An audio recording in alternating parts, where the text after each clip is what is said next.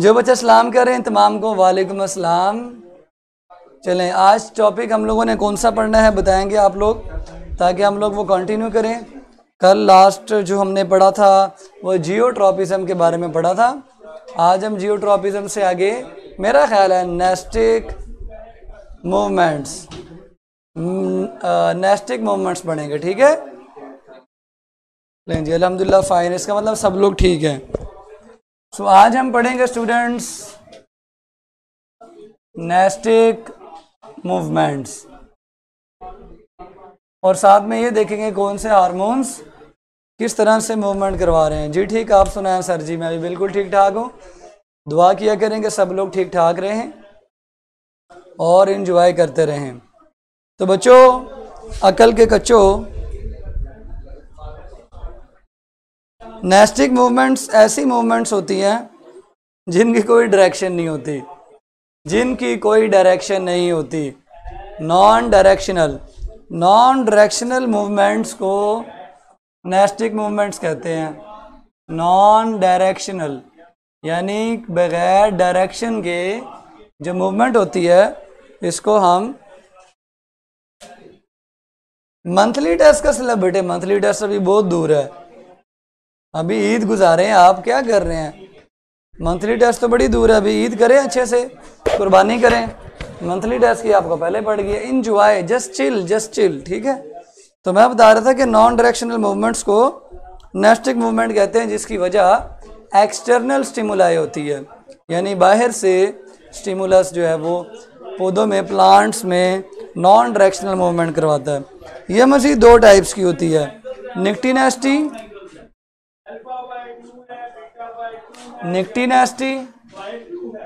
ठीक है, निक्टी नेस्टी। उसके बाद जो दूसरी टाइप है नॉन डायरेक्शनल मूवमेंट की, वो हेप्टोनेस्टी है। हेप्टोनेस्टी, ठीक है। लें जी, अब आप लोग क्या कमेंट करेंगे? आप लोग कहेंगे nastic movements are of two types, nyctinasty and hyponasty. Nyctinasty and hyponasty, जल्दी से मैसेज कर दें ताकि आपको याद हो जाए। हाँ जी, निक्टी नेस्टी एंड हेप्टोनेस्टी। हाँ जी बच्चों, सर थोड़ा ज़्यादा पढ़ा लें, हम ईद की हॉलीडेज़ में पढ़ लेंगे। बेटे कितना पढ़ाना है ये मैं डिसाइड करूँगा, आप डिसाइड नहीं करेंगे, ठीक है। So just chill.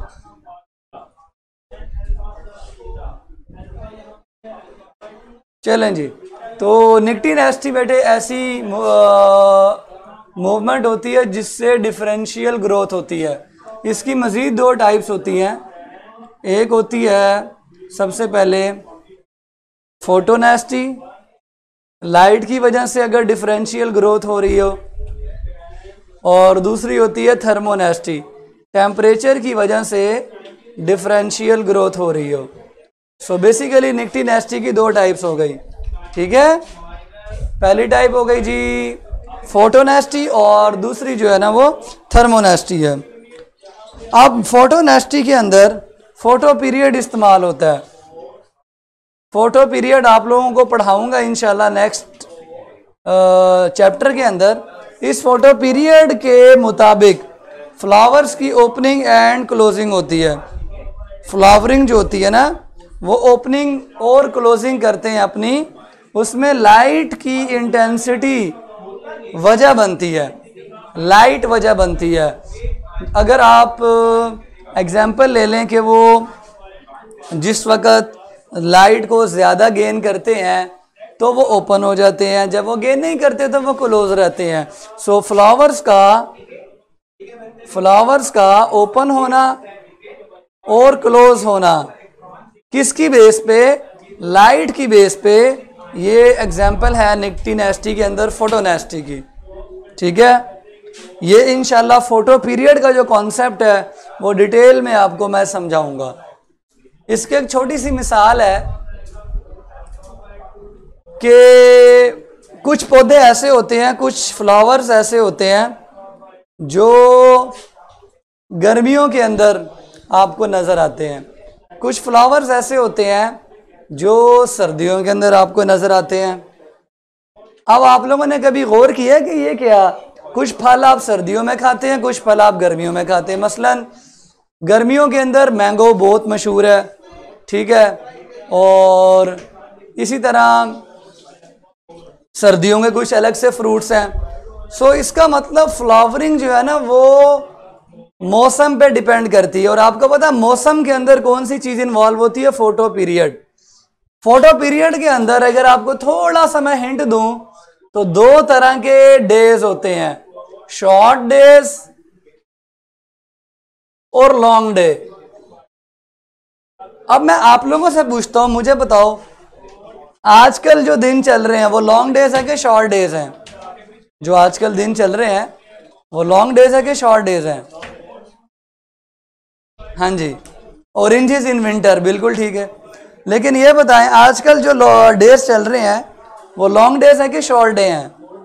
आपको फोटोनेस्टी समझा रहा हूँ, लेकिन उससे पहले मुझे ये बताएं कि आजकल आप माशाल्लाह सुबह उठते हैं, फजर की नमाज पढ़ते हैं, फिर आप फिर सो जाते हैं, फिर सो जाते हैं, फिर उठते हैं, फिर सो जाते हैं, फिर उठते हैं, फिर सो जाते हैं, सारा दिन सोते रहते हैं। और ईशा की जो नमाज है वो भी 9 बजे के आसपास हो रही है। ये लॉन्ग डेज हैं। यानी आज वाले जो आप लोगों को फ्लावर नजर आ रहे हैं ये सर्दियों में नहीं नजर आएंगे। सर्दियों में क्या होता है, बहुत लेट फजर की नमाज होती है और ईशा बहुत जल्दी हो जाती है। इसका मतलब लॉन्ग डेज के अंदर लाइट, सूरज ज्यादा देर के लिए निकलता है और शॉर्ट डेज के अंदर सूरज कम टाइम के लिए निकलता है। अच्छा, ये जो लोग शॉर्ट डेज कह रहे हैं ना बेटे, अल्लाह ताला आपको साइंसदान बनाए, थोड़ी सी अकल को हाथ मारें, ठीक है कि लॉन्ग डे चल रहा है कि शॉर्ट डे चल रहा है। थोड़ी सी अकल को हाथ मारें। सूरज जो है ना वो 7 बजे गुरूब हो रहा है आजकल, 7 बजे, और सर्दियों के अंदर ये 5 बजे गुरूब हो जाता है। सूरज निकलता भी लेट है और गुरूब भी जल्दी हो जाता है सर्दियों में। आजकल सूरज निकल भी जल्दी रहा है और गुरूब भी लेट हो रहा है। सो लॉन्ग डेज है। जिन्होंने शॉर्ट डेज कहा बेटे वो अकल को हाथ मारो, जिस वक्त साइंसदान बनोगे ना फिर मैं आपसे पूछूंगा, ठीक है। सो मुझे एक बात का जवाब दें, लाइट पौधों को लॉन्ग डेज के अंदर ज्यादा मिलेगी या शॉर्ट डेज के अंदर ज्यादा मिलेगी? लाइट की जो इंटेंसिटी है वो ज्यादा कौन से दिनों में मिलेगी आपको? एक पौधा है, आपने उसको जून जुलाई में ऑब्जर्व किया, तो फिर आपने उसको दिसंबर जनवरी में ऑब्जर्व किया। मुझे बताएं उसको ज़्यादा लाइट की इंटेंसिटी कब मिलेगी, लॉन्ग डेज में या शॉर्ट डेज में? यस, लॉन्ग डेज में उसको लाइट ज़्यादा मिलेगी। तो लॉन्ग डेज में वो फ्लावरिंग करेंगे, लॉन्ग डेज में वो क्या करेंगे? फ्लावरिंग करेंगे। शॉर्ट डेज में नहीं करेंगे। और जो लोग शॉर्ट डेज में करेंगे वो लॉन्ग डेज में नहीं करेंगे। इसका मतलब ये लाइट है, लाइट की ड्यूरेशन है, इस ड्यूरेशन को फोटो पीरियड कहते हैं। 6 घंटे के लिए लाइट मिल रही है, 10 घंटे के लिए मिल रही है, 15 घंटे के लिए मिल रही है, मतलब वो लाइट की ड्यूरेशन कितनी है उसकी बेस पे फ्लावरिंग होती है पौधों में। This is the फोटोनेस्टी। फोटोनेस्टी, लाइट की वजह से आपके पौधे फ्लावरिंग करते हैं, ठीक है।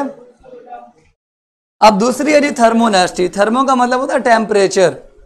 टेम्परेचर, अगर आपको पता हो कि जो ट्यूलिप्स के फ्लावर होते हैं वो रात के वक्त क्लोज हो जाते हैं, क्योंकि रात के वक्त उनकी लोअर साइड पर रैपिड ग्रोथ होती है, अपवर्ड और इनवर्ड, जिसकी वजह से उनकी जो पेटल्स होती है ना, ऐसे पेटल्स बंद हो जाती हैं। लोअर साइड पर ग्रोथ ज़्यादा होगी, पेटल्स इनवर्ड ऐसे। ये देखें, ये फ्लावर है, ये फ्लावर खुला हुआ है, लोअर साइड पर ग्रोथ ज़्यादा हो रही है। देखें मेरी ये हथेली को चेक करें, लोअर साइड पर ग्रोथ ज़्यादा हो रही है और जो पेटल्स हैं, जो पत्तियां हैं, वो इनवर्ड जो है ना वो पहले आउटवर्ड फिर इनवर्ड बेंड होकर क्लोज हो जाएंगी पत्तियां। इस क्लोजर को थर्मोनेस्टी कहते हैं। नाइट के वक्त ये होता है, टेम्परेचर की वजह से फ्लावर की ओपनिंग यहाँ पे क्लोजिंग है। ट्यूलिप बड़ा ही प्यारा फ्लावर होता है, ये क्लोज हो जाता है। ट्यूलिप का जो फ्लावर होता है क्लोज हो जाता है एट नाइट। क्यों? टेम्परेचर की वजह से। अब आपसे क्वेश्चन है, रात के वक्त यानी नाइट में टेम्परेचर बढ़ता है या कम हो जाता है? हाँ जी, नाइट में टेम्परेचर बढ़ता है या कम हो जाता है? जल्दी से बताएं। अभी भी साइंसदान लोग देखना उल्टा जवाब देंगे, ठीक है। जब रात होती है ना तो टेम्परेचर में चेंज आता है। सम टाइम ऐसे होता है आप लोग जो है ना वो एसी चला के सोते हैं, लेकिन रात के वक्त ठंड इतनी हो जाती है एसी बंद कर देते हैं। या सम टाइम कुछ लोग बाहर सहन में सोते हैं, ठीक है, रात ज़्यादा होती है तो वो अंदर चले जाते हैं। तो टेम्परेचर चेंज आया ना, इस टेम्परेचर में चेंज की वजह से ट्यूलिप के फ्लावर क्लोज हो जाते हैं। तो ये जो फ्लावर की मूवमेंट है इसकी वजह टेम्परेचर है, बाहर टेम्परेचर बाहर से ही है ना। सो दिस इज द थर्मोनेस्टी। ओके हो गया। अब हेप्टोनेस्टी देखते हैं। हेप्टोनेस्टी बेटे कांटेक्ट की वजह से होती है। In response to contact, response contact, contact की वजह से रिस्पॉन्स है। मसलन आपके सामने ये लें, ये बेटे एक लीफ है, ये लीफ है।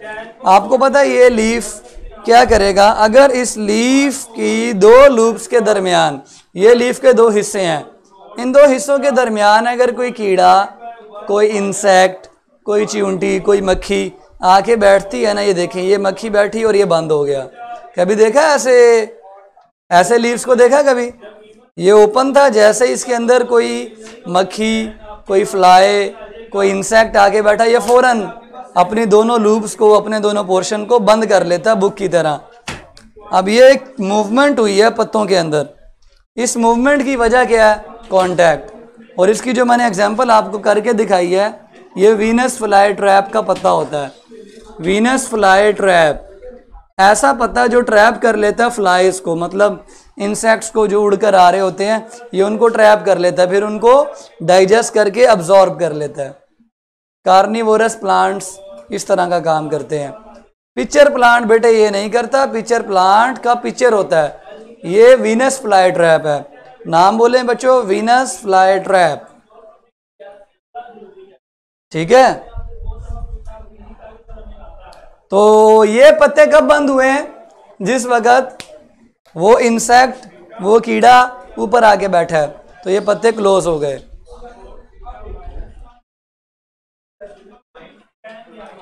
This is not pitcher plant, this is not pitcher plant, ठीक है। ये पिक्चर प्लांट नहीं है, ये वीनस फ्लाई ट्रैप है, ठीक है। साइंसदान लोग अब भी इसको पिक्चर प्लांट का नाम दे रहे हैं। क्या ये लॉन्ग क्वेश्चन था? जी, ये सारे लॉन्ग क्वेश्चन थे। ऑटोनोमिक अलग, पैराटोनिक अलग, और ये सारी डेफिनेशन शॉर्ट क्वेश्चंस भी हैं। चलें जी बच्चों, अब आपको बताते हैं जी ग्रोथ सब्सटेंसेस यानी हार्मोन्स का क्या रोल है। सारे लोग एक काम करें, पेज नंबर 55 खोलें। पेज नंबर 55 खोलें बच्चों सारे लोग। It's my order, open page number 55। हाँ जी, क्या नजर आया? हार्मोन्स नजर आया आपको? हाँ जी, पेज 55 पे हार्मोन नजर आए। पहला हार्मोन है ऑक्सिन, दूसरा जिब्रेलिन, तीसरा साइटोकिनिन, ठीक है। उसके अलावा एब्सिसिन और इथेन। हाँ जी, खोल लिया बच्चों? पेज नंबर 55 खोल लिया या नहीं? जल्दी से बताएं।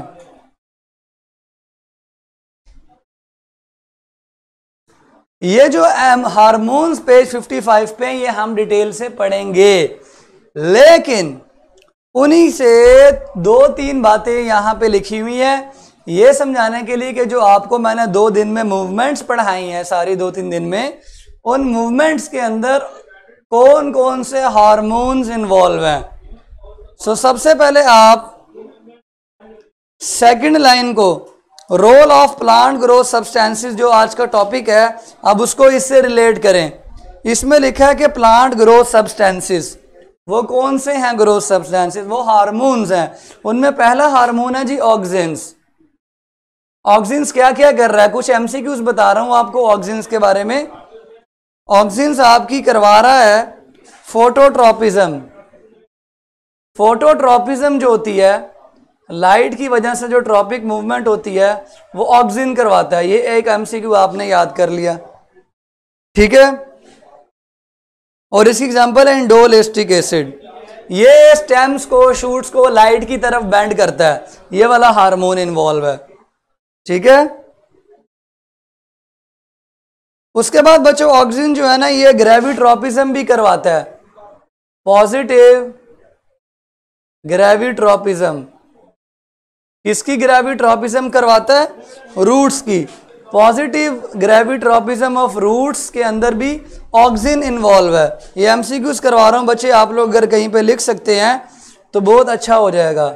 नेगेटिव ग्रेविट्रोपिज्म शूट्स की होगी, वो भी ऑक्सिन की वजह से होगी। स्टेम कह लें या शूट्स कह लें, वो भी ऑक्सिन्स की वजह से होगी, ठीक है। लें जी, उसके बाद एक और बात याद रखें कि ऑक्सिन जो है वो स्टेम सेल्स की ग्रोथ को स्टिमुलेट करेगा, रूट सेल्स की ग्रोथ को इनहिबिट करेगा। इसके अलावा इस वजह से बीज में से जो स्टेम्स होगी वो ऊपर की जानिब ये काम कैसे होगा? ये बीज है, ये जमीन के अंदर। जब वो स्टेम सेल्स की ग्रोथ को स्टिमुलेट करेगा तो स्टेम जो है ना, इससे निकलकर ग्रेविटी से अगेंस्ट ऊपर की जानिब मूव करेगी, ठीक है। और जो रूट निकलेगी सीड में से, वो नीचे की जानिब मूव करेगी, ठीक है, नीचे की जानिब मूव करेगी। So this is the movement due to auxin. Stem बीज में से निकलने के बाद ऊपर और रूट बीज में से निकलने के बाद नीचे टुवर्ड्स ग्रेविटी जाती है, ठीक है। सर प्लांट्स में हार्मोन्स हैं तो फिर ग्लैंड्स भी होंगे बेटे। ये मैंने कहा ना पेज नंबर 55 इसीलिए बताया कि इनकी कंप्लीट डिटेल वहां पढ़ेंगे, यहां सिर्फ कुछ एमसीक्यूज याद कर लें। सो ये एमसीक्यूज हो गए जी। ये काम क्या किया ऑक्सिन ने? उसने रूट सेल्स की ग्रोथ को रोका और स्टेम सेल्स की ग्रोथ को स्टिमुलेट किया, जिससे करव पैदा हुआ और करव से स्टेम ऊपर की जानिब भागती चली गई। इसके अलावा जो नेस्टिक मूवमेंट्स हैं, एमसीक्यूज याद करने के लिए और चीज याद रखें, नेस्टिक मूवमेंट किस वजह से होती हैं? Nastic movements are carried out, ये होती हैं ड्यू टू बैलेंस या ratio between two hormones. Balance या रेशो बिटवीन टू हार्मोन्स। वो कौन से हार्मोन्स हैं? नंबर 1 एब्सिसिन्स, ठीक है, एब्सिसिन्स, और एब्सिसिन्स के साथ जिब्रेलिन्स। ये हार्मोन्स के नाम है जो आपको मैं चैप्टर नंबर 17 में डिटेल से पढ़ाऊंगा। एब्सिसिन्स आमतौर पर ग्रोथ इनहिबिटर्स होते हैं, और जिब्रेलिन स्टिमुलेटर्स होते हैं। अगर आपके प्लांट में एब्सिसिन ज्यादा हो जाते हैं, मसलन अगर रेशो हो जाए 2:1, तो ग्रोथ इनहिबिट हो जाएगी, रुक जाएगी। Inhibit mean stop. अगर 1:2 हो जाए तो इसका मतलब ग्रोथ, नेस्टिक ग्रोथ बढ़नी शुरू हो जाएगी। अगर 8:10 हो तो फिर भी स्टिमुलेट होगी। अगर 20:15 हो तो इनहिबिट होगी। इसका मतलब इन दोनों की रेशो ये डिपेंड करवाएगी, ये बताएगी कि नेस्टिक मूवमेंट्स किस तरह से होनी चाहिए। उसके अलावा जिब्रेलिन्स और ऑक्सिन्स एक और चीज में भी इन्वॉल्व है। यहाँ पे ऑक्सिन्स जो है ना वो एपीनेस्टी के अंदर भी इन्वॉल्व है। एपीनेस्टी के अंदर भी ऑक्सिन इन्वॉल्व है। एक और आपका एमसीक्यू यहां से बनता है। और हाइपोनेस्टी के अंदर जिब्रेलिन्स इन्वॉल्व हैं। तो नेस्टिक मूवमेंट के बाद जिब्रेलिन्स ना सिर्फ इसमें इन्वॉल्व हैं, बल्कि gibberellins are also involve in hyponasty. So जो एमसीक्यूज लिखवाए हैं ना मैंने, ये सारे नोट कर लें। ऑक्सीजन के बारे में 4 एमसीक्यूज हैं, 1 2 3 4। नेस्टिक के बारे में 2 एमसीक्यूज हैं कि कौन इनहिबिटर है कौन स्टिमुलेटर है। जिब्रेलिन्स के बारे में एक ही एमसीक्यूज है कि ये हाइपोनेस्टी करवाता है। अब कैसे करवाता है, क्यों कराता है, कैसे होती है, ये सारी चीजें चैप्टर नंबर 17 में डिस्कस करेंगे। फिलहाल बच्चों इतना बताया आपको कि जो मूवमेंट्स आपको पढ़ाई हैं उनके पीछे किसका हाथ है, हार्मोन्स का। ठीक है, सो सारे लोग कमेंट करें, movements, plant movements are due to growth substances called hormones. जल्दी से, plant movements are due to growth substances called hormones. ठीक है, सो 3 तरह के हार्मोन्स आपको यहां पे याद करवाए, ऑक्सिन, एब्सिसिन्स और जिब्रेलिन्स। ठीक है, plant movements are due to growth substances called hormones. जल्दी से पूरा जुमला लिखना है, plant movements are due to growth substances called hormones.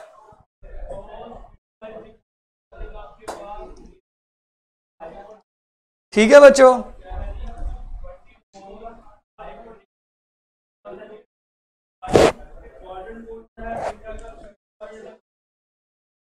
ये एमसीक्यू सबको याद हो गए? बता दें याद हो गए, जल्दी बताएं याद हो गए बच्चों, जल्दी बताओ याद हो गए।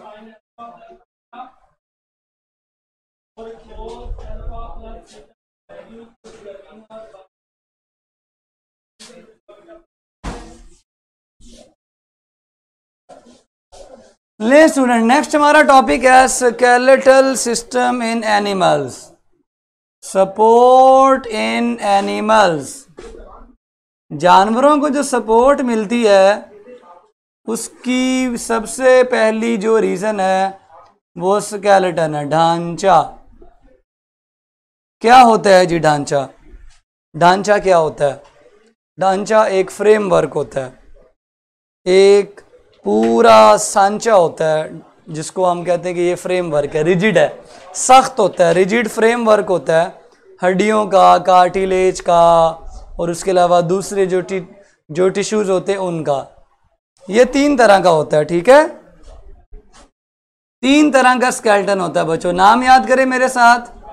नंबर 1 हाइड्रोस्टैटिक स्केलेटन,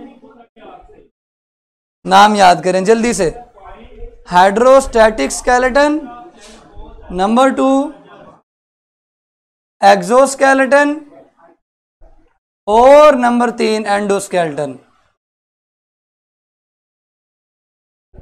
हाँ जी बच्चों, नाम याद करो। हड्डियों का और कार्टिलेज का बना हुआ ये होता है, लाजमी नहीं है कि ये हर किस्म के स्केलेटन में ये चीजें हों, लेकिन ये जनरल चीजें हैं। 3 टाइप्स कौन सी है, नाम याद करें। हाइड्रोस्टैटिक, पानी वाला स्केलेटन, पानी वाला स्केलेटन बड़ा प्यारा स्केलेटन होता है। दूसरा एक्सो जो बाहर होता है बॉडी के, और तीसरा एंडो। इसकी डिटेल हम इंशाल्लाह कल से याद करने की कोशिश करेंगे। ठीक है, ये नाम याद हो गए बच्चों?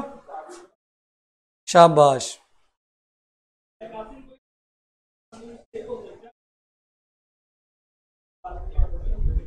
चलें जी, ये था बच्चों आज का लेक्चर। उम्मीद है आप लोगों को समझ आई होगी। कल हम बच्चों इंशाल्लाह हाइड्रोस्टैटिक स्केलेटन को डिटेल से डिस्कस करेंगे। ठीक है, और एक्सोस्केलेटन को भी इंशाल्लाह डिटेल से डिस्कस करेंगे। सो कल तक के लिए अपना ख्याल रखें। अभी आप लोगों का टेस्ट भी लॉन्च होगा।